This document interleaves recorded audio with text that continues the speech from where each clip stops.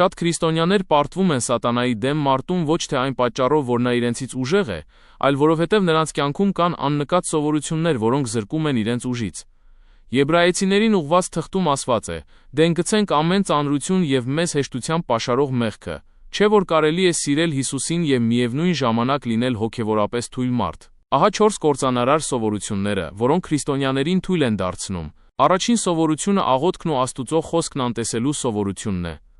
Երկրորդ սովորությունը, որը ձեզ հոգևորապես թույլ է դարձնում, աշխարհի ազդեցության տակ լինելու սովորությունն է։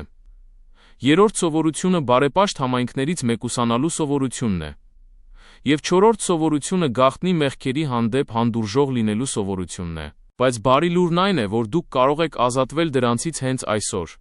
Եթե ձեր կյանքում նկատել եք այս սովորություններից մեկը կամ մի քանիսը, եկեք աղոթենք հենց հիմա։ Տեր Հիսուս, այսօր ես որոշում եմ կայացնում ազատվել այս սովորություններից և ապրել քո ուժով։ Նորից վառիր ինձ Հիսուսի անունով։